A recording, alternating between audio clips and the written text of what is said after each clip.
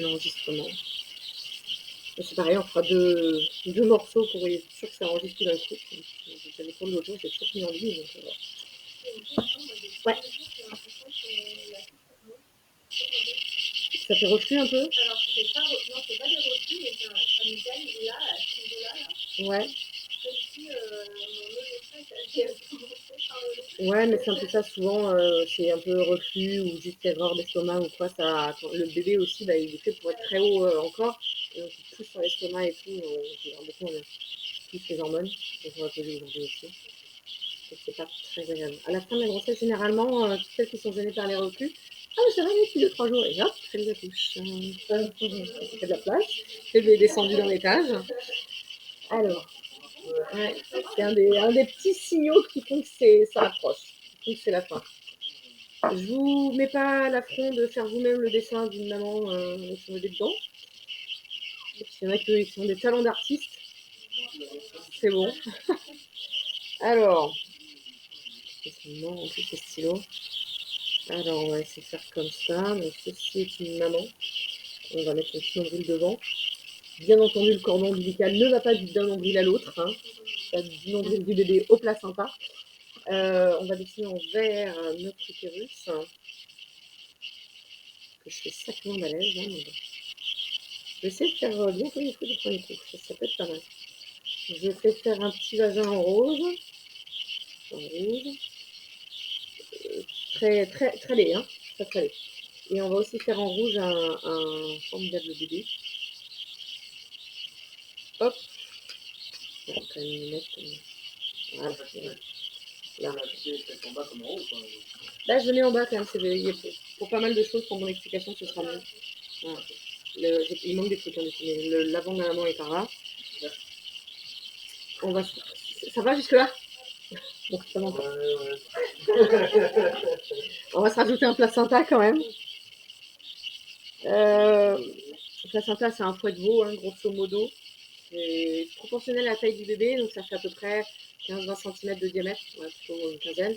Épais, 3 cm et demi, enfin, 4, vraiment, ça peut aller jusqu'à 20 cm, 4 cm d'épais pour les bons bébés de 4 kg. Et puis des fois, on a vraiment une petite galette comme ça, toute fine, pour les bébés qui font plutôt 2,5 kg, 2,6 kg.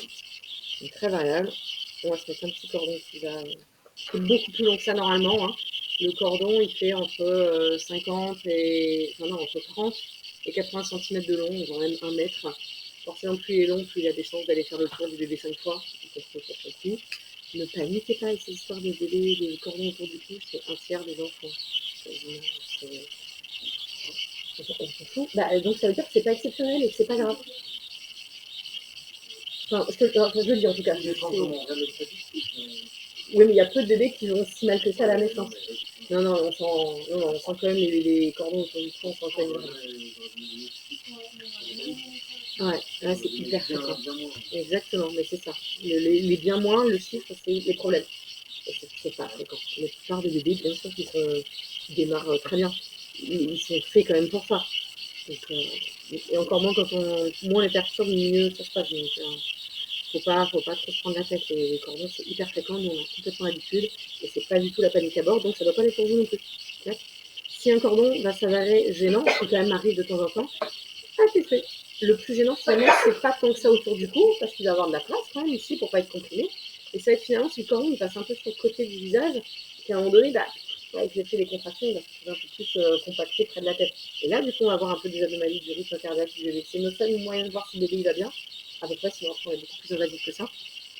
Mais du coup, la plupart du temps, les bébés vont très bien et ils sont faits pour tolérer le travail.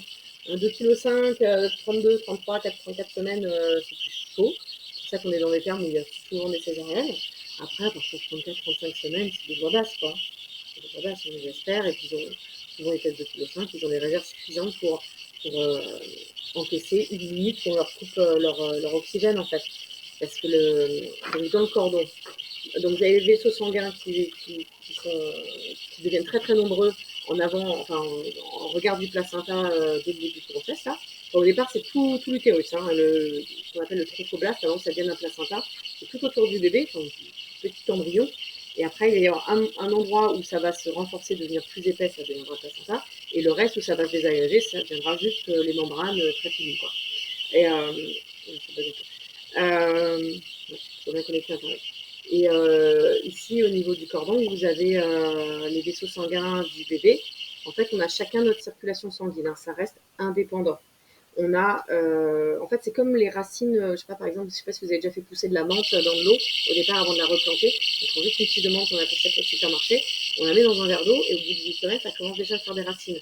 C'est un peu pareil. Le bébé, lui, il a ses vaisseaux sanguins qui vont plonger dans des lacs de sang maternel qui va être renouvelé en permanence pour apporter l'oxygène, les nutriments, tout plein de bonnes choses, des trucs mauvais aussi, genre parfois des médicaments ou des toxiques, comme le monoxyde de carbone du tabac ou de l'alcool ou des trucs comme ça. Donc, il faut faire gaffe aussi aux virus, machin, à tous les médicaments qu'on prend.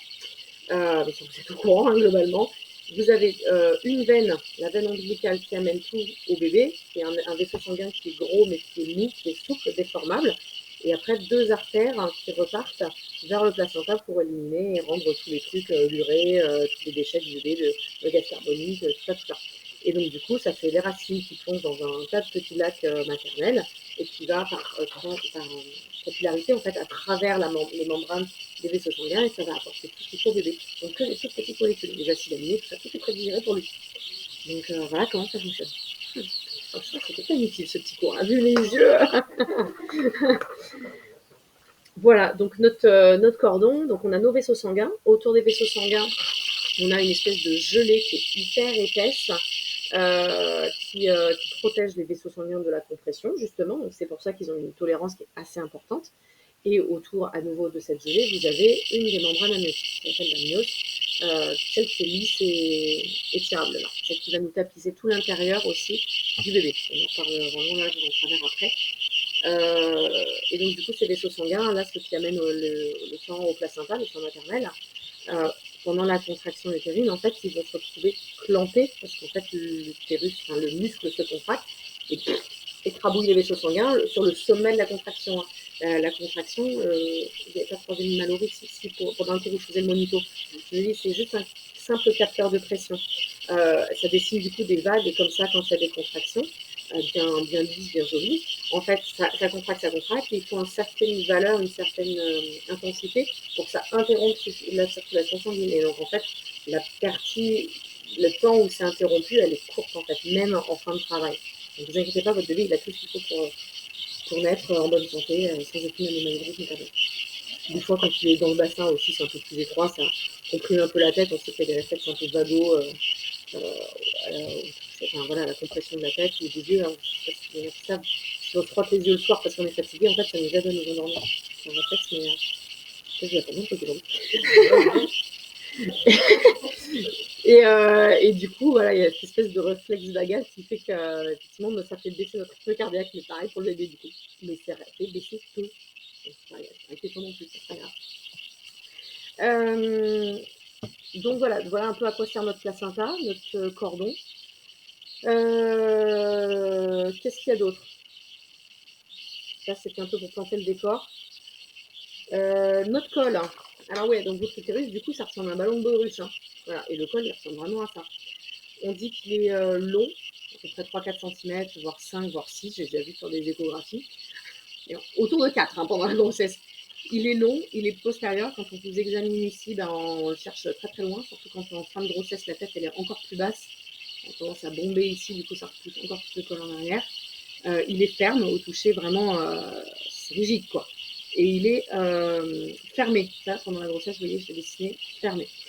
Avec les contractions qu'on peut avoir un petit peu en fin de grossesse, là au cours du dernier mois, hein, généralement jusqu'à 37 semaines, voire un peu plus, ça dépend des femmes. Il y en a qui commencent à faire des modifications, mais des modifications normales à partir de 34-35 semaines.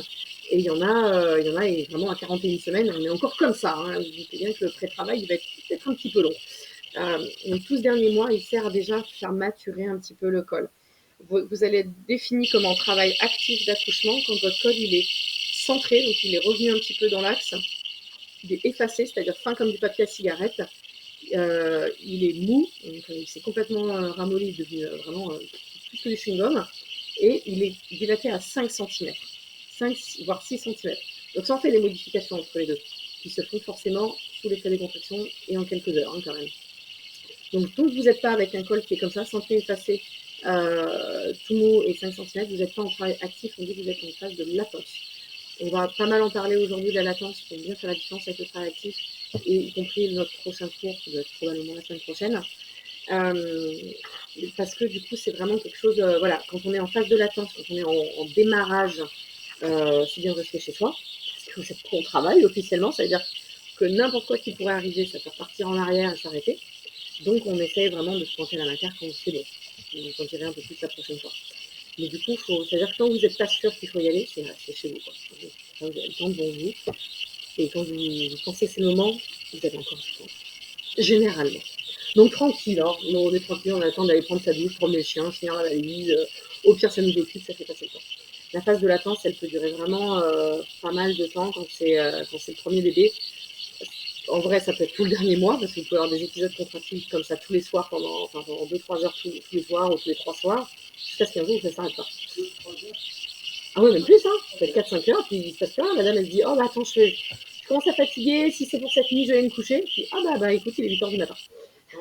Voilà, donc c'est hyper fréquent. Et je pense que c'est fait exprès, parce que le premier épisode de contraction, on est là, oh putain, c'est. Donc, gros stress, machin, et puis en fait, non, au bout de 3 heures, c'est tout arrêté. Donc, ça sert à rien de se jeter à la matière, mais alors vraiment, quand vous serez bien habitué à ce que ce soit pas le bon soir, là, ce sera peut-être le bon soir. Tant que vous n'avez pas lâché prise là-dessus, ce sera pas bon. Donc, bref, notre col, il va vraiment passer par toutes les phases. Donc, on dit long 4 cm, dit long environ 2. On dit court quand vraiment ça fait toute une petite bosse quand on examine. Épais, vraiment ça fait un peu épaisseur chewing-gum, quoi. Et après effacé, fin, vraiment, mais tout fin, on sent que ça fait un anneau tout petit autour de la tête ou de la poche du bébé. Il va passer de ferme, rigide à ramolli, puis mou, complètement souple. Il va passer de. Alors, c'est pas rare d'être, par exemple, à 34 semaines avec un doigt. Mais, par exemple, on va être long à un doigt. Il n'y a pas longtemps, j'ai une dame qui m'a dit ça. Long, un doigt, on s'en fout. Parce qu'en fait, c'est la longueur qui va nous donner un peu le pronostic, le nombre de semaines qui nous reste, le nombre de jours qui nous reste. Parce que c'est vraiment ça qui va protéger le bébé. Ça veut dire, déjà, si c'est long, ça veut dire que le bébé il est très haut. Donc, il ne sollicite pas. Donc, on s'en fout. Okay, donc, vraiment, ne vous inquiétez pas si on vous dit à 38 semaines, oh là, vous êtes déjà à 2 doigts. Et oh, bah, vous êtes déjà à 2 doigts, cool. Et puis, ça se trouve, vous accoucherez 3 semaines après quand même. Donc, vraiment, pas de panique sur cette histoire de dilatation. Tant que vous avez de la longueur, une longueur significative, vous n'avez pas accouché. Ça peut se faire en quelques heures. De toute façon, un toucher vaginal, il faut se dire, c'est toujours rétrospectif plutôt que prospectif. On ne sait pas toujours ce qui va se passer derrière, on sait juste qu'on fait le bilan de ce qui s'est passé. On sait qu'il y a eu des contractions, qu'il y a eu des modifications. Et vous pouvez très bien avoir eu des contractions et qu'il n'y ait pas de modification. Donc, c'est pour ça que je vous dis, vous partez à la matière que quand vous êtes sûr de chez sûr. Quand c'est hyper régulier, hyper fréquent, ça fait que du plus, on sent que c'est progressif, que vraiment vous êtes besoin de souffler, que vous ne pouvez plus faire autre chose. Vous ne pouvez plus papoter comme ça ou pas beaucoup, qu'elles se sont vraiment rapprochées, qu'il y a une dynamique. C'était toutes les 15 minutes, c'est passé à toutes les 12 minutes, puis 10 minutes, puis 9 minutes, puis 10 minutes, puis 7, puis 6, puis 5. Si c'est toutes les 3 à 5 minutes, si c'est toutes les 3 minutes, il faut être sûr pour y aller. Si c'est toutes les 5 minutes, il faut peut-être potentiellement encore se laisser du temps selon la distance à laquelle vous habitez de la matière. Vous êtes tous les deux, tous les 4 en ville, donc on peut attendre. Ah non, vous n'êtes plus en ville, vous. Vous êtes hors film, mais bon, c'est en décembre, c'est bon. Ça roule vite. Faites gaffe au Tour de France et aux conneries du genre, là, du coup. Hein. Non, bah, ce week-end, et puis après, le Tour de France féminin, là. Mais ouais, il kiffe Clermont, parce que je croyais que c'était un passage, mais non, c'est le départ. Et une première étape qui revient encore à Clermont, et le lendemain, il repart vraiment, quoi. Ouais. Bref, bon, bah, je pense que vos pièces, il a dû bien faire de la pub, machin, il a dû bien récupérer du pognon. Ah ben voilà, c'est pour se faire mousser. Non, mais lui, il est en campagne présidentielle, hein, c'est une évidence. Ben oui, parce que nous, il a proposé, en fait, sa sœur est sage-femme libérale. Et pendant le Covid, il a fait un peu style, attendez, dites-nous vos besoins, les sages-femmes, on vous trouve des bourses pour avoir du matériel moins cher, on vous met tout ensemble et tout. Effectivement, on a pu acheter certains matériels avec 20% et tout auprès des sites, sur des prix déjà négociés. Bon, sur les meilleures promos, on était équivalents, hein, mais voilà, il y avait eu ce truc-là. Il avait essayé de nous récupérer des gants à nous, les sages-femmes. Et qu'est-ce qu'il avait fait d'autre là, il nous a refait une campagne pour nous dire, voilà, pour tout Auvergne-Rhône-Alpes, s'il y avait des matériels qu'on voulait acheter avec des coûts un peu plus cool. Par contre, il fallait qu'il y ait un logo, il fallait écrire après à la région pour qu'il y ait un logo de la région sur notre matériel. Donc c'est quand même assez intéressé. Mais bon, pourquoi pas, il y a des sachants qui en ont profité en tout cas. Voilà. Bah, payer un appareil pour la journée, c'est 1500 balles au lieu de 2000, c'est plus cool. C'est plus cool. Notre call, vous avez peut-être entendu? Ouais.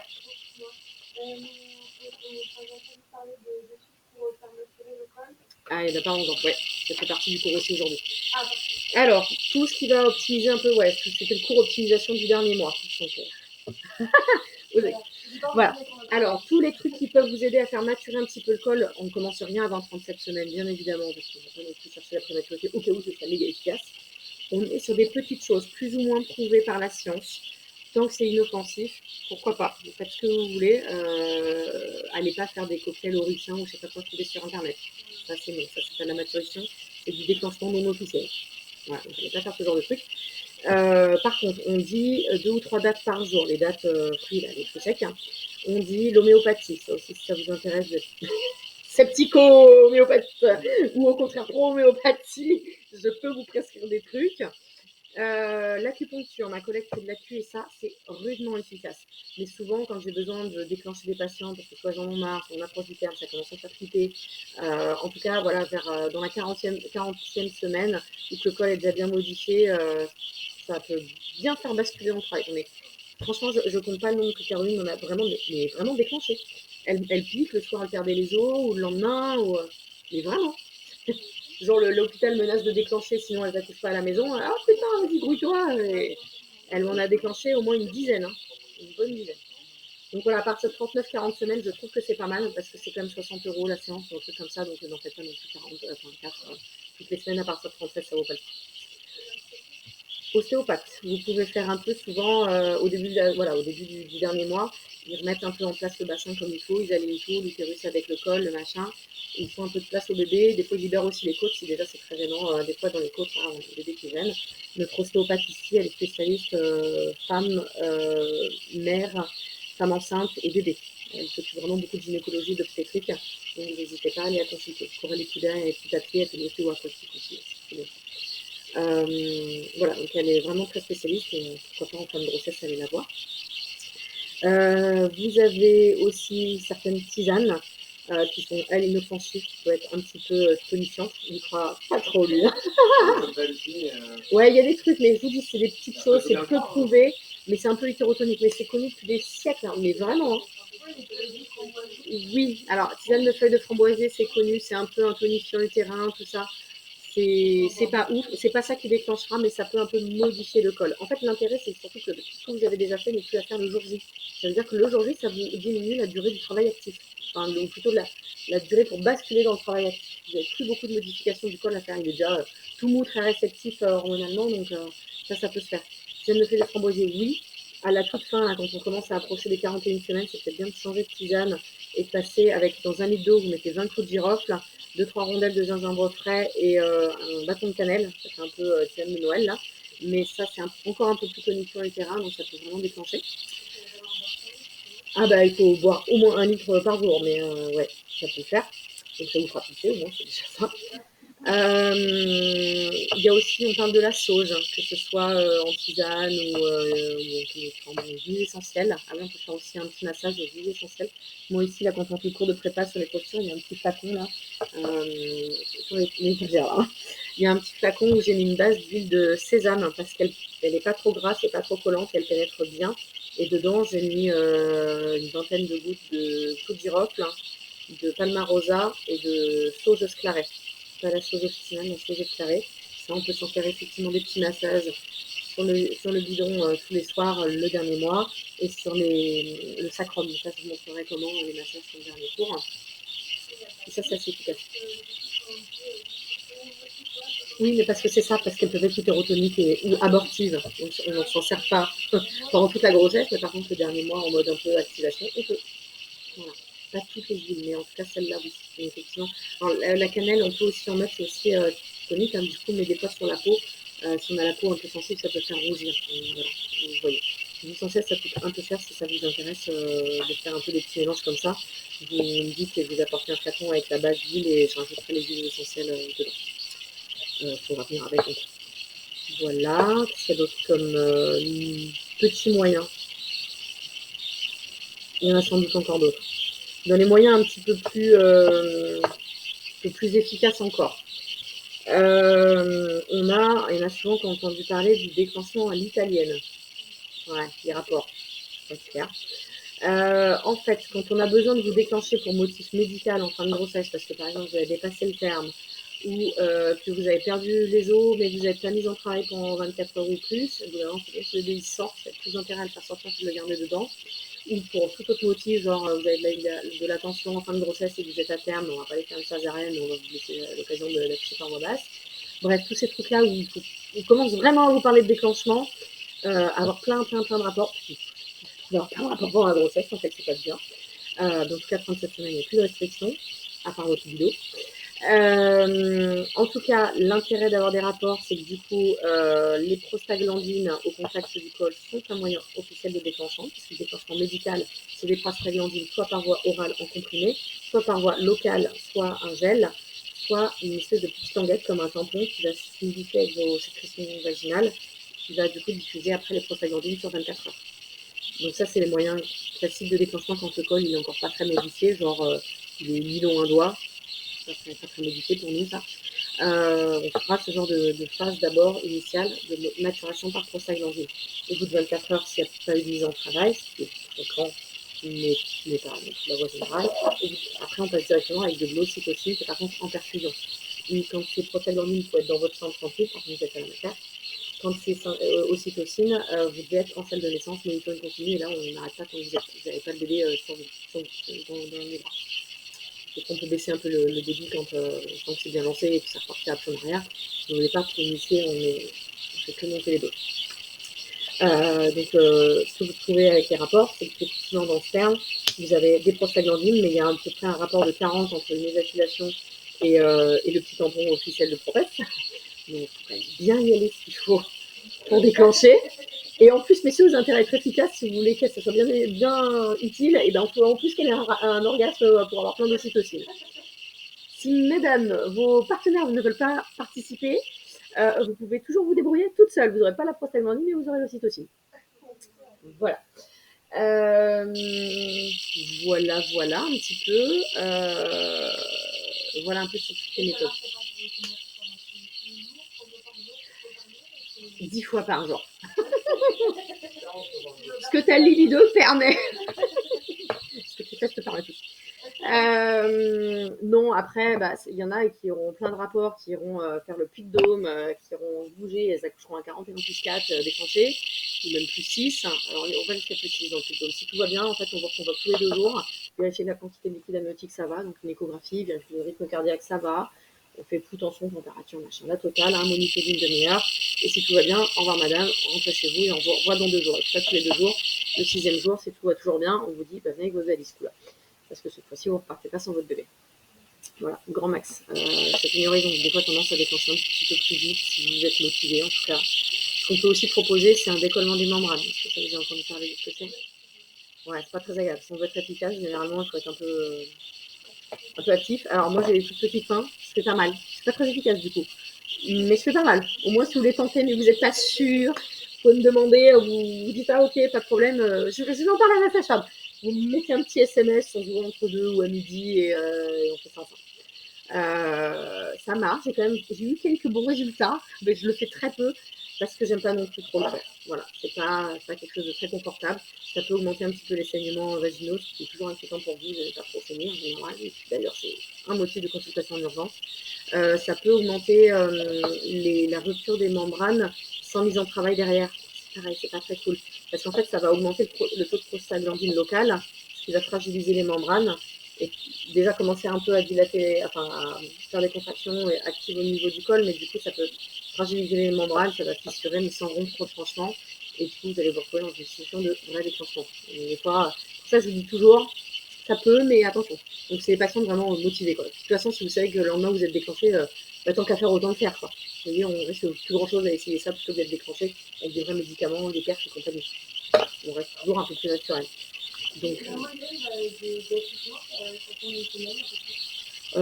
une femme sur deux accouchera entre 40 et 41, c'est-à-dire la dernière semaine qu'on vous a donnée.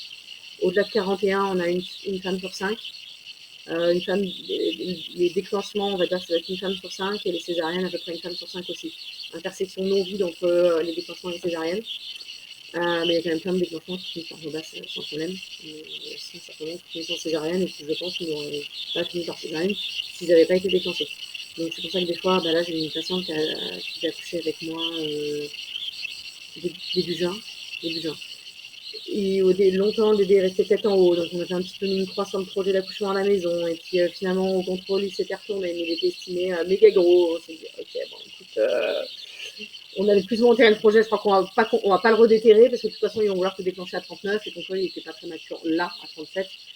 Donc, probablement que dans les 2 semaines, il se sera rien passé. Franchement, je ne vais même pas venir visiter la maison. Et donc, du coup, il est arrivé ce qui arriva. À 39 semaines, ils ont essayé de la déclencher par la petite languette, il me semble. Et malheureusement, des fois, la petite languette entraîne ce qu'on appelle une hypertonie, donc vraiment trop de contractions.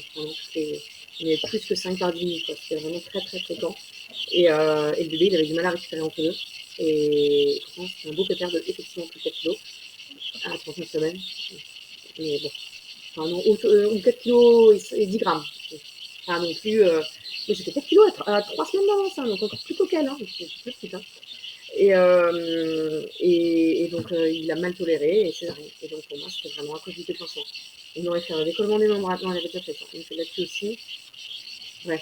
Alors, j'avoue, en fait, le cocktail au ricin, ça fonctionne super bien. mais bon, voilà, je m'en sers le moins possible. Je m'en sers presque pas d'ailleurs. Moi, enfin, ouais, il faut pas en gros, mais le faites pas en tout cas de vous-même. Moi, je le fais de manière très très contrôlée. Et surtout, ça ne sort pas de cette pièce. Donc, effectivement, la vidéo, voilà, hein, je la supprimerai après. Mais voilà, c'est très. Enfin, franchement, ça marche bien. On dirait un travail spontané qui se lance. Hein. Et chaque fois que je l'ai fait, ça marche. Donc, et le bébé tolère très bien, et la maman tolère très bien aussi. Ouais, si ça peut, ce qu'on risque, c'est en fait souvent ce qui a été risqué, c'est de mettre que du ricin. Et là, les bébés font. En fait, ça fait des hypertonies aussi. Le bébé fait caca dans le liquide amniotique et ça va pas bien pour lui. Voilà. Donc, c'est ça qu'on risque. Donc, quand on fait très petite dose, on s'est assuré déjà avant que le bébé aille bien, et que voilà, on en est très peu, et avec les autres ingrédients autour qui font que ça temporise un peu les effets indésirables. Bon, je vous l'ai pas dit. Et ça, j'ai pris jamais dans les dossiers. C'est le seul truc que je fais un petit peu de travers dans la pratique. Je le fais très peu. Donc voilà, trouver un peu les petits moyens de déclenchement anecdotiques, annexes qu'on peut trouver, de déclenchement, de maturation, vraiment de maturation. Ça ne déclenchera pas. Sauf peut-être les rapports. Voilà. Donc tout ça, c'est si effectivement médicalement ça a commencé à être indiqué. Je crois qu'on a bien parlé. Non, il me manque un truc qu'on n'a pas parlé du col. Est-ce que ça vous parle? Il y a même souvent un consulté, alors c'est pas un motif de consultation.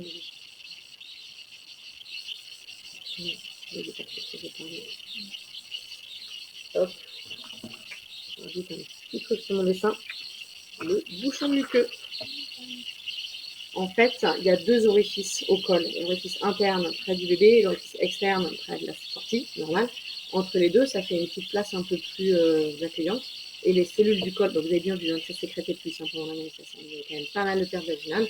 Et ici, ça forme un bouchon assez opaque que vous avez de toute façon, hein, même en grossesse, il y a toujours de la glaire qui hop sur le col. C'est un rôle de protection infectieuse. Et pendant la grossesse, il joue vraiment un rôle, mais quand en fin de grossesse, alors normalement en fin de grossesse, hein, vous avez commencé à avoir des petites modifications du col, vous pouvez faire ce bouchon muqueux. Souvent, c'est quand même un peu annonciateur de l'accouchement dans les jours qui viennent. Mais après, ça se reconstitue en permanence du coup.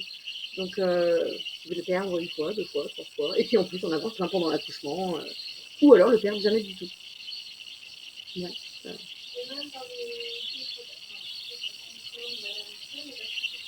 Ouais, c'est un petit peu permanent, c'est les cellules du col qui le fabriquent. Donc, quand vous n'avez pas perdu les cellules du col, ça se fabrique.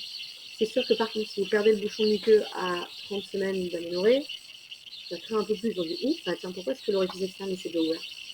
Donc, il faut se méfier un petit peu. C'est pas un motif de consultation en urgence à terme. Normalement, pas non plus pendant la grossesse, mais moi, je trouve que ça reste un signal d'alerte quand même. C'est un espèce de pâté quand même, un bon pâté. Quand on le perd du moins un peu en une fois, ça fait un espèce de pâté gélatineux entre blanc et translucide. Il peut être mêlé de petits filets de sang marron ou rouge ou rosé. Que vous perdez, je vous dis, ben, en une fois un gros pâté, vous n'arrivez plus à finir d'essuyer là aux toilettes. Soit vous le perdez vraiment justement au moment de la couche. C'est très varié. Ce que j'ai l'impression que ça favorise quand même, c'est niveau de preuve moi-même. Je vois souvent quand même des femmes qui perdent le bouchon muqueux à l'avance et que derrière, mine de rien, ça continue à couler. Et en fait, il y a une fissuration des membranes qui se fait à un moment donné.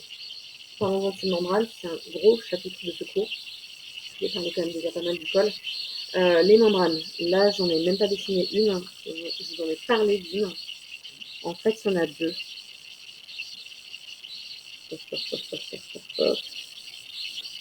J'en ai dessiné qu'une quand même. C'est bizarre. Voilà, ça part de la surface du placenta, ça fait tout le tour du bébé, il s'est confondu avec la tête. Hop, hop, hop, ça fait tout le tour, ça fait tout le tour.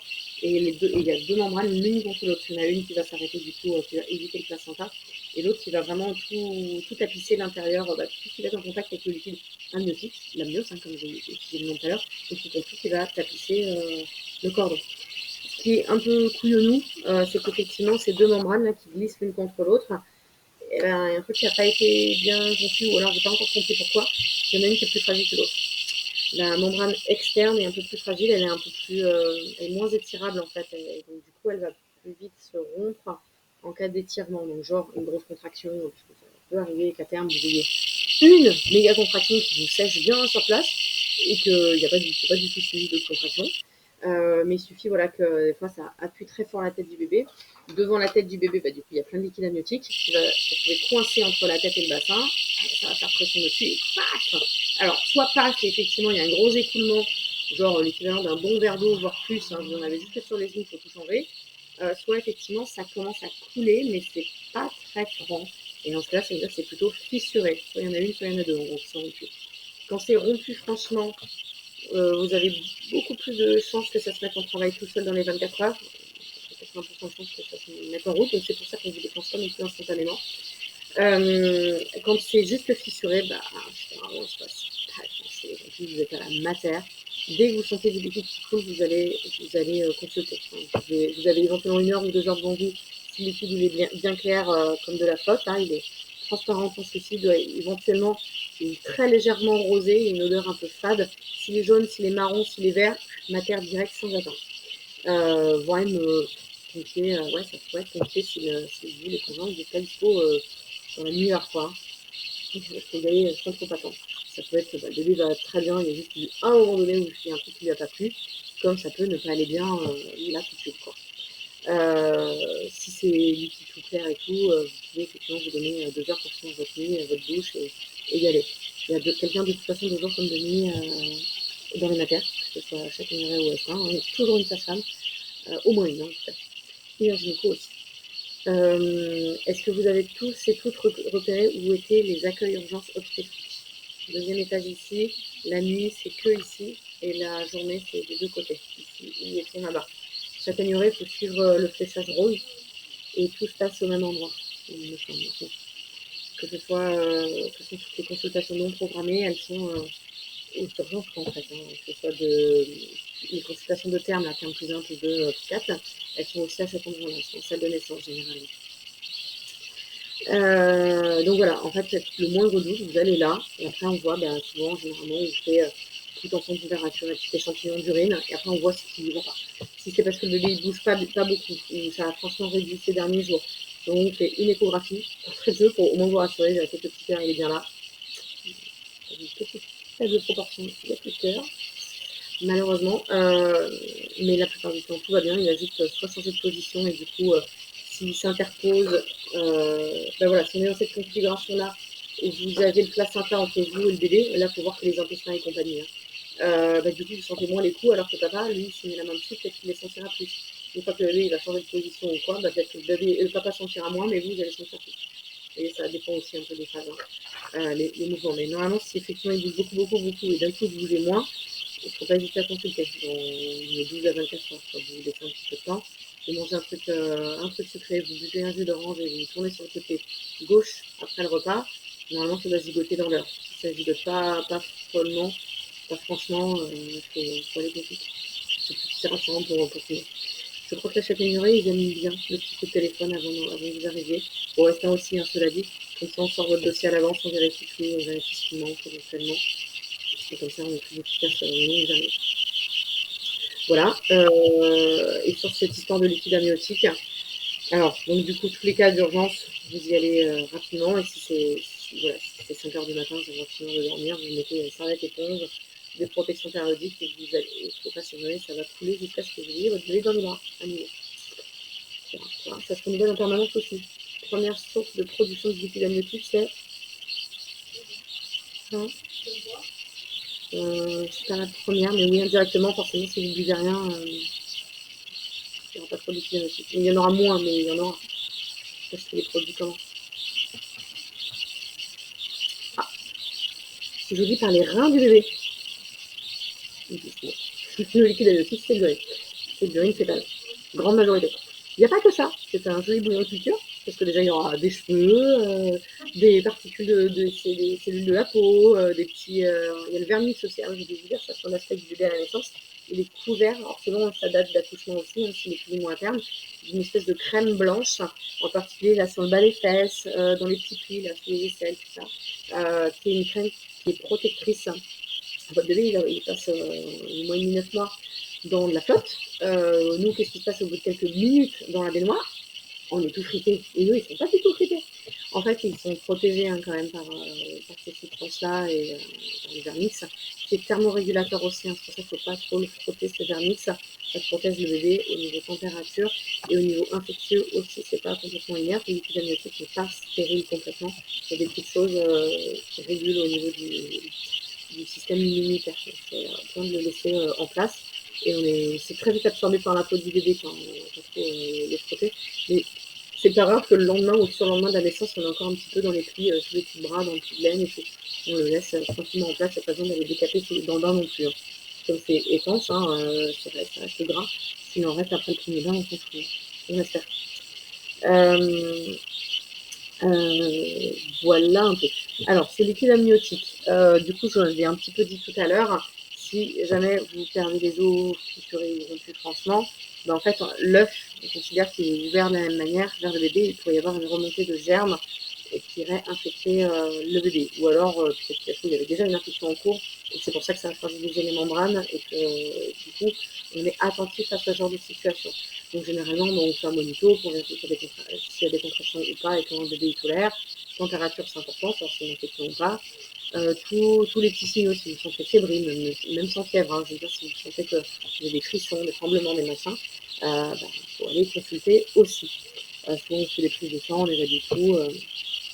Voilà, et si effectivement le bébé va pas bien, on fait en sorte qu'il sorte rapidement, donc plutôt déclenchement. Si tout a l'air de rouler, et vous êtes juste à terme et que la poche les os elle va décider de se rompre avant, et ben on vous laissera 24-36 heures avant de proposer un déclenchement. J'ai une pensée qui a fait ça.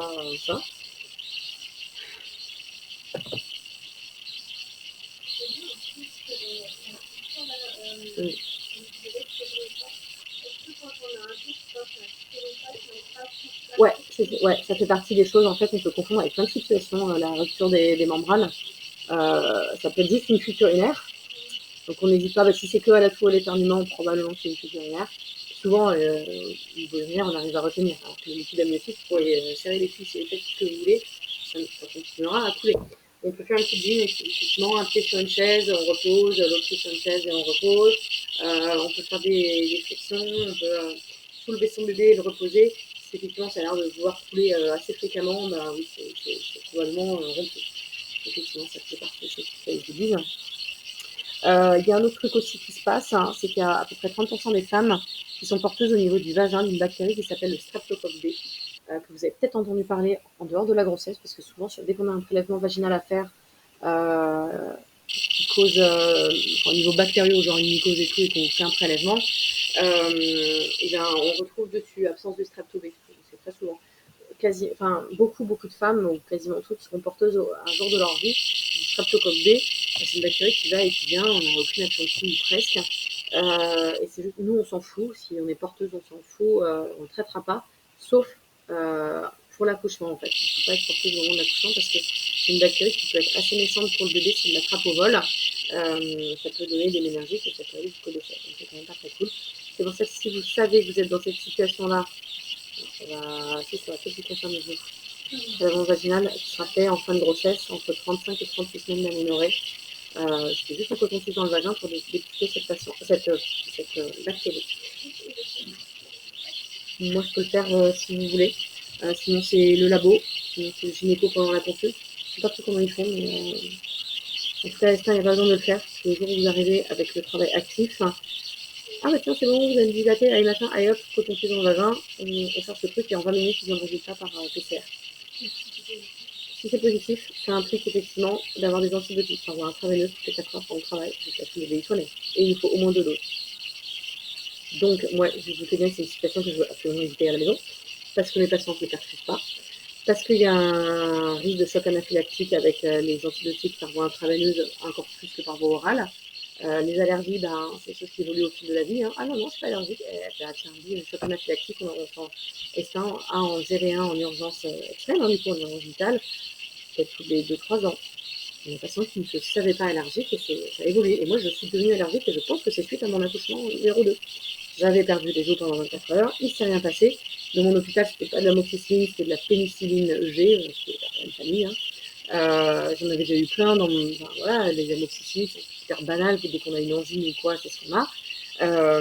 Et puis l'accouchement s'est bien passé, mais voilà, j'ai eu des doses intraveineuses. La pénicilline est un petit peu plus allergisante que l'amoxicilline. C'est peut-être aussi pour ça que nous n'utilise pas ici. Et il s'est retrouvé que quelques années après, j'ai fait. Moi, je suis allergique au pollen et je faisais une bonne crise de pollen fin mai. C'était fin mai, c'était pour le mariage de ma soeur. Il y a plus de 10 ans, ça. Et puis, je ne mouchais pas que blanc, translucide, je commençais à moucher vraiment moche, donc c'était en train de se surinfecter. Et le médecin m'a prescrit de la mox et urticaire de la tête aux pieds dans le quart d'heure. Dans le quart d'heure, mais je commençais à avoir les pieds qui gonflent, mal à la gorge, difficulté respiratoire. Donc je retourne, je rappelle le médecin, il était en train de fermer en plus, c'était 11h30 un samedi, évidemment. Il dit oula, revenez vite, je vous attends. Il y a une piqûre de cortisone dans le cul, et ça s'est arrêté. Et puis, c'était pas le mon médecin habituel, j'ai touché mes parents à ce moment-là. Et puis je revois mon médecin habituel après pour avoir vraiment le traitement pour le pollen et tout. Il dit, oh ça va, une réaction allergique, non, d'habitude l'amoxicilline, ça fait des trucs digestifs. Ouais, bien sûr, en fait, on s'est un quart d'heure après l'avoir pris. Bon, moi, je n'étais pas dans la médecine à l'époque, mais on sait bien que l'amoxicilline, la réaction allergique, c'est pas un problème de transit 5 jours après. Ça veut dire juste que vous avez décapé toute votre bonne sang aussi, donc vous n'avez plus de transit, quoi. Et donc, du coup, effectivement, il a fallu. C'est après, il m'a dit non, vous n'êtes pas allergique. Et je suis arrivée ici dans la région, nouveau médecin encore à nouveau. Il était près de la retraite, en fait. Il n'avait pas vu que ma fille avait une clavicule cassée aussi un jour. Oh, là, on est partout pareil, donc j'ai épaté. Bon, je ne presque pas la radio, alors. C'est vraiment cassé. Après une chute chez la nounou. Et donc du coup, un jour, je fais une angine. On m'a prescrit des antidotes. Je me dis, on m'a dit que c'était pas une réaction allergique, mais pourquoi pas, on reteste. Un quart d'heure après, à nouveau, la tête aux pieds et les pieds encore plus gonflés. Je pouvais les appeler. J'avais mes chaussures dans une pharmacie, j'arrivais plus à respirer. Bref. Bon, on cortisone à nouveau. Ça aurait pu être carrément l'anapène, l'adrénaline, ça aurait pu. Ça aurait pu. Bon, je suis encore consciente de ça, mais voilà, donc depuis, j'en peux plus. Donc, les allergies, donc c'est évolutif. Donc, moi, j'essaie d'en passer un maximum. Et donc, voilà, c'est pour ça que je vous dis, c'est un cours optimisation de fin de grossesse. Il y a toute notre histoire un peu de maturation et tout qui nous aide à optimiser. Mais moi, il y a aussi cette histoire de streptobé que je dois optimiser vachement. Donc, je propose à mes femmes enceintes pour l'accouchement domicile, mais je propose à toutes les patientes que je prépare, en fait. Donc, je vous ai dit 30% de portage dans la population générale. Si on se fait un cocktail de probiotiques par voie orale et vaginale, voilà, en fin de grossesse, on peut essayer d'améliorer un petit peu le portage et de passer à plus de 5% de portage. Et bien on le fait pas tant que vous êtes encore enceinte, en fait. On va le faire juste pendant le travail. Ben non, ça sert à rien parce qu'il peut revenir. Donc ça sert à rien. Mais par contre, c'est vraiment une bactérie du tube digestif. Et en fait, vous l'avez dans le vagin par contamination périnéale. Donc du coup, déjà une bonne hygiène périnéale, c'est important. Si on lutte par voie orale, par les probiotiques, et par voie vaginale, pour éviter qu'il soit aussi dans le vagin et qu'on ait une bonne flore, et c'est toujours ça de gagner. Il y en a aussi qui disent la consommation d'ail. L'ail cru serait antibiotique. Il faut manger pas mal d'ail. Il faut que vous ayez une haleine d'ail 24 heures sur 24. Donc c'est 3-4 par jour dans la salade de tomates, ça commence à faire. Il y en a qui s'en mettent carrément dans le vagin. Moi, je préfère ne pas faire. Ouais. Peut-être qu'elles se fabriquent un tampon, elles font passer une ficelle un peu solide à travers la gousse d'ail avec une aiguille, et elles se l'attachent et après elles mettent dans le vagin. Bon, si jamais j'arrive plus à l'enlever, on peut aller à la pêche, mais quand même, dans le vagin, la gousse d'ail, moi, je dirais pas. Je dirais pas. Surtout que les probiotiques, ça marche plutôt pas si mal. Et depuis, j'ai peu de streptobés. J'en ai à peu près un par an à traiter. Donc là, je l'ai déjà fait pour cette année. Et là, j'en ai une autre, mais pour le coup, elle n'a pas pu faire les probiotiques à l'avance. Parce que, c'est compliqué au Portugal, en fait. Et donc, je lui dis, bon, si tu veux, quand on était longtemps à l'avance, fais maintenant une cure de probiotiques. Et je te refais le prélèvement si je te recroise, 44 couches. Surtout qu'on est 48 heures devant nous. Et oui, parce qu'en plus, c'est ça. Moi, je dis toutes les 4 heures. Moi, c'est rare que quand j'ai un accouchement à domicile, la patiente, elle est accouchée plus de 4 heures après mon arrivée. Généralement, j'arrive et 1 heure après, hop, le bébé, il est dehors. Et pas parce qu'elle m'appelle tard, parce qu'elles vont très vite. Donc, ouais. Je suis pas très longtemps sur place quand c'est pas le premier. C'est assez cool. Je suis plus longtemps sur place après qu'avant, généralement. Et même des fois pour des premiers. Et du coup, là, voilà, on va essayer de rompre les cartes. Et au Portugal, ils ne savaient pas ce que c'était que les probiotiques. Ils ont dit, ah ouais, phosphomycine. Alors non, c'est un antibiotique pour les infections urinaires. Rien à voir avec le streptobé. Donc j'ai dit, on leur truc, là c'est bon, commande sur internet. Et donc voilà, donc elle va se faire sa cure et on va voir si ça marche. En fait, c'est en vente libre. C'est surtout que dans les pharmacies, ils se gavent sur les tarifs. Donc, vous allez sur n'importe quel site de compléments alimentaires ou de vitamines ou machin, genre soin-et-nature ou même amazon.com ou onatera.fr. Vous en avez plein des sites. Et vous cherchez probiotiques oraux. Alors, souvent, vous en avez à différentes visées. Vous allez pour améliorer le transit, pour améliorer tout un tas de choses. Là, vous prenez les probiotiques à visée gynécologique. Et quand c'est vaginal, c'est forcément visée gynécologique. Donc, souvent, c'est un comprimé tous les 4 soirs dans le vagin. Et par voie orale, pour faire une bonne cure d'attaque, souvent il faut bien 15 jours de cure d'attaque, c'est-à-dire 2 comprimés par jour. Et après, vous mettez un comprimé par jour en phase d'entretien jusqu'à l'accouchement. Pour pas que ça apparaisse en commun. Généralement, franchement, j'en ai très peu. Depuis que je fais ça, j'ai très peu de streptobé à prévenir à la maison. Moi, je le fais faire à partir de 35 semaines et on fait le prélèvement vaginal à 37. Et comme toi, tu vas faire le prélèvement qu'à 40, on va dire, ouais, je ne commencerai pas après 39, tu vois. Parce que ça commence à faire tard. Mais à 37, ouais, tu peux commencer à faire le tout dernier mois. Voilà. S'il arrive entre temps. Ouais, tu en auras toujours fait un petit peu, mais après, je te dis, il y a aussi 70% de chance pour que tu sois pas porteuse. Les probiotiques, ça coûte bien une quinzaine de balles la boîte, quoi. Donc, à voir. Faire des gousses d'ail. Tu peux faire des gousses d'ail dans ta salade. C'est bon pour la fluidification du sang aussi. Hein. Ça évite les jambes lourdes et tout. Après, c'est pas si mal, c'est très bien. Donc, du coup, voilà. Mon petit lagus sur les membranes, il est quand même long et chiant. Si vous savez que vous êtes porteuse du streptobé, clairement, si vous fissurez, même si c'est 5h du matin, j'attendrai pas 7h du matin pour être évaluée. Au moins, vérifier que vous êtes déjà bien et tout. Voilà. Normalement, avant, on déclenchait tout de suite. Maintenant, on laisse quand même 24 heures aussi pour déclencher. On vous met son antibiotique tout de suite. Et après, on vous laisse le temps. Quand vous n'êtes pas porteuse du streptobé, on vous met sous antibiotique au bout de 12 heures quand même pour éviter qu'il y ait une infection qui apparaisse. Et on vous laisse par contre vous mettre en travail tout seul. Et après, c'est déclenchant selon les méthodes que j'ai dit tout à l'heure. Ça fait quoi, pardon? Non, les antibiotiques, ça fait pas plus que ça. Non. Non, rien du tout. On a parlé du liquide amniotique, bien comme il faut. On a parlé du bouchon muqueux, on a parlé des contractions, ça ne fait pas trop mal. Vous avez étudié du coup alors à quel moment il faut l'emmener, à quel moment il ne faut pas l'emmener? Ouais, en gros c'est ça, au dernier moment. Quand elle n'arrive plus à vous parler ou à faire des phrases intelligibles. Ouais, voilà, bon, c'est bon, vous avez pigé. Donc le bouchon muqueux, on l'emmène pas. Alors, perte de sang. Quand le col commence à travailler, ça peut saigner, saignoter. Une trace de sang à l'essuyage, on s'en fout, on s'en contrecarre.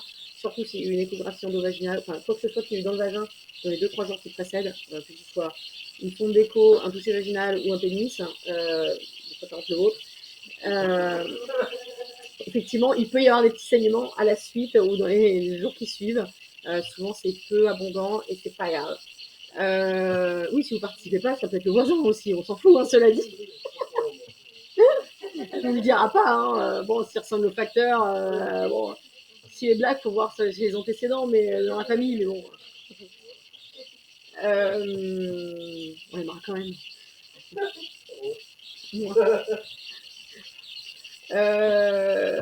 Quoi d'autre, hein. Ouais, les contractions, mais genre, enfin, s'il peut y avoir des douleurs, des choses particulières, je sais pas, genre, bah, ça peut être aussi confondu, c'est une infection urinaire des fois, ou les douleurs ligamentaires.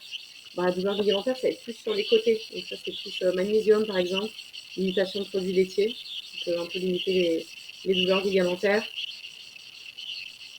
Voilà, ces choses-là, mais ça va être plus au retournement, quoi, alors que les contractions, bah, c'est vraiment devant, douleur de règles, ça monte progressivement, l'utérus il devient tout dur, vous n'arrivez plus à causer, et ça repart. Mais c'est pas toujours douloureux une contraction. En tout cas, tant que c'est pas le travail actif, ça peut être juste une trentaine de secondes, c'est tout dur, vous n'avez pas trop où vous mettre par rapport à vos intestins, mais voilà, c'est tout. C'est pas... Ouais, ouais, alors ça c'est un terme vraiment, en fait on n'en parle pas vraiment dans le milieu pro, toutes les contractions sont utiles quand même, tout sert un peu à modifier le col, mais voilà, les celles de contraction de grossesse, c'est ça, quasi rare. Quasi rare. Mm. Ça sert, c'est ça. Ouais, ça fait mal, mais pas vraiment mal quand tu dis, ouais, en fait, pour accoucher, il va m'en falloir plus, quoi. Ouais, voilà. Ouais, alors après, moi, tu vois, c'est ma grossesse, ma deuxième grossesse, j'ai été arrêtée pas mal de temps avant parce que j'avais des contractions qui étaient pas ultra douloureuses, mais que je sentais quand même très bien, et qui des fois régulières, hein, en plus, genre à 26 semaines, hein, des épisodes réguliers. Avec un col qui se modifiait en plus, hein, qui se ramollissait, je pense. Et finalement, moi, c'est aller à terme, hein, comme, enfin, on va dire comme dans ma famille, donc c'est-à-dire j'ai quand même accouché au top 38. Hein. Euh, et, euh, et en fait, elles étaient, tu vois, le jour quand j'ai dû être déclenchée, au départ, bah, moi j'ai dit, bah non, je ne vais pas me mettre la péri avant même la moindre contraction, je vais être un peu plus gaillarde que la fois d'avant, mais je la veux. Pas de problème, je la veux. De toute façon, on part sur 10 heures, bien sûr. Donc, en fait, à l'époque, on augmentait toutes les 20 minutes. Je vous ai raconté déjà. Hein. Non. Donc, on a branché le produit genre vers 9h30. Et maintenant, on augmente plutôt toutes les 30 minutes. Hein. Avant, on disait toutes les 20 à 40 minutes, il fallait augmenter le dosage. Hein, jusqu'à ce qu'on ait une activité utérine correcte. Quoi. Donc, à 9h50, ouais, c'est ça. À 9h50, j'avais dû genre avoir une contraction et demie, genre moins douloureux que ce que j'avais pendant la grossesse. De 9h50 à 10h10, j'ai eu 2 ou 3 contractions, vraiment, mais pas très douloureux, quoi. Même, bon, les règles, c'est pas très douloureux non plus, mais c'était vraiment, voilà, du même niveau que ce que j'ai eu pendant la grossesse, mais qui repart. C'est un étudiant qui venait augmenter le débit, là. Et au moment où il ferme la porte, c'est un grand coup de tête dans la tête, donc 10h10. Et là, tout de suite, ça a été d'un coup régulier, toutes les 3 minutes et tout. Et j'accouchais à 10h34. 24 minutes après. Donc en fait, donc la péri, hein, hop, on l'oublie. Tu sais, je commence à gérer, me dire, oh là, je vais la souffler celle-là. Oh là, celle-là, je vais la vocaliser un peu. Oh là, mais celle-là, vraiment, je commence à brailler. Ouais, en fait, je vais la prendre la péri, sans que je la prenne. Et donc ils arrivent, machin, pas de problème, madame, asseyez-vous, mettez la petite Charlotte, tout ça. Je sors, j'appelle l'anesthésiste. Hein.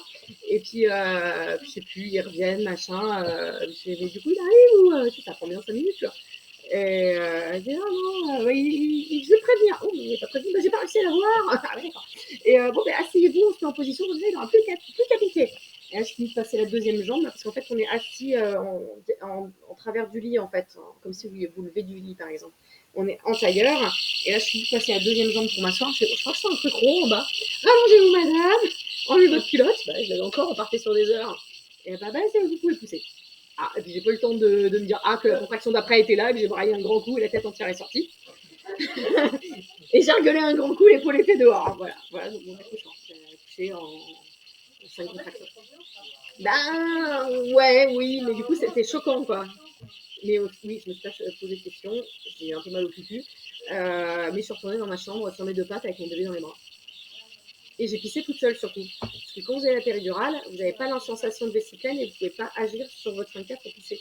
Donc en fait, vous avez, à cause de la péri, vous devez avoir une perfusion en continu parce que ça peut faire des chutes de tension. Donc c'est-à-dire que vous avez le brassard à tension, la perf pour compenser la baisse du volume sanguin. Vous avez les plaques sur la poitrine, vous avez le petit truc sur le pouce, enfin sur le doigt pour avoir votre pouls et faire bien la différence avec celui du bébé. Comme si votre rythme à vous, il fait une tension, le bébé ne va pas aller bien, vous aurez aussi le monitoring en continu. Et on a vu, il y a 2 capteurs et 2 fils. Moi, c'est le monitoring sans fil, mais en matière, il y a plutôt 2 fils. Donc du coup, ça fait 6 ou 8 fils en continu. Et en plus, c'est vraiment les symptômes, parce que si vous voulez vous retourner, en fait, c'est chiant avec le pouls, ça capte moins bien. Bref, la plupart du temps, c'est un petit peu chiant la péri, donc il faut la prendre que quand on en a vraiment besoin. Donc c'est-à-dire déjà, il faut que ce soit absolument bien lancé, au moins 5-6 cm, et que vraiment, ça vous serve à quelque chose, quoi, que ce soit nécessaire, quoi. Donc, du coup, pas trop tout de suite. C'est pour ça qu'il y aura toujours une phase de douleur à gérer. Les premières contractions. Ouais, peut-être un peu plus, ouais. Peut-être un peu plus, mais vous avez le droit d'accoucher avec vos bas de contention. C'est pas grave, il y aura des taches dessus, mais on s'en fout. Ouais, mais c'est pas sexy, on s'en fout, quoi. Alors, tant que c'est pas des collants de contention. Faut bien que ce soit un peu ouvert entre jambes à un moment donné. Mais ouais, c'est pas énorme. Mais c'est souvent à un moment donné de la grossesse qu'il y a vraiment une vasodilatation. Et du coup, c'est ça qui fait que les jambes gonflent. Et du coup, ça fait une baisse de tension. Parce qu'effectivement, les veines, elles sont plus molles. Il y a plus de sang dedans. Et au niveau du cœur, il n'y a plus grand-chose. D'où la baisse de tension. Et en fin de grossesse, vraiment, ça se retonifie un petit peu plus. Ouais, la tension a tendance à remonter un petit peu. Mais là, en fait, vous êtes en train d'amener tellement de sang à votre bébé. Parce que là, tout de suite, il est en train de prendre à peu près 1 kg par mois. Sur les 2 avant-derniers mois. Donc du coup, forcément, vous avez besoin de faire les vannes grandes ouvertes vers votre bébé. Et au contraire, quand on n'est pas vannes grandes ouvertes, au contraire, il y a de l'hypertension qui commence à se mettre. Et c'est pas bon, c'est une pathologie du placenta en fait, qui ne s'est pas bien insérée au tout début de la grossesse et qui a un retorsion à la toute fin. C'est ça que j'ai dit des fois, on vous déclenche parce que vous avez de la tension. C'est quelque chose d'assez fréquent pendant la grossesse. Et donc, effectivement, ça m'en vient un autre motif de consultation d'urgence. Tous les trucs bizarres, n'importe quelle fièvre, à part si c'est une angine que vous savez, toute fièvre inexpliquée, il faut absolument aller consulter en maternité. Parce que ça peut donner des contractions et provoquer un accouchement. Même une infection urinaire peut provoquer un accouchement. Donc, c'est pour ça que moi, je vous mets une test urinaire tous les mois, mais vraiment l'analyse bactério complète. Alors que la plupart, enfin, c'est pas dans la reco officielle, c'est un petit peu plus que la moyenne. Parce que je suis tombée plein de fois sur des infections urinaires complètement asymptomatiques. Et en plus à strep B. Parce qu'une infection à strep B pendant la grossesse, pour le coup, on va la traiter, symptomatique ou pas. Et on considérera que vous êtes strep B plus, vous êtes porté strep B à l'accouchement, donc il n'y a normalement même pas de prévalence vaginale. Comme je vous ai dit, strep B un jour, strep B toujours, ou plus ou moins. Avant, on disait ça, à n'importe quelle grossesse, vous avez du strep B, et vous mettez des antibiotiques pour toutes les grossesses suivantes. Maintenant, on revoit quand même le statut au strep B de chaque grossesse. Mais avant, c'était quand même ça. Et si on a une infection urinaire, mettons au 3e mois à strep B, antibiotique à l'accouchement, normalement. J'en ai eu plein. Bah, ça veut dire qu'on n'a pas. Ça veut dire qu'il n'y a pas d'infection. Et ils te disent à quoi c'est. En fait, quand tu as un prélèvement vaginal, ils te disent absence de strep B et machin. Quand c'est une infection urinaire, ils vont te dire quelle est la charge de taux de bactéries et ils vont te donner la bactérie principale. Souvent, c'est Escherichia coli, quand même, celle qui est du plus digestif. Mais ça peut arriver que ce soit Klebsiella pneumoniae, que ce soit encore d'autres trucs à la con, Proteus mirabilis, et des fois c'est strep B.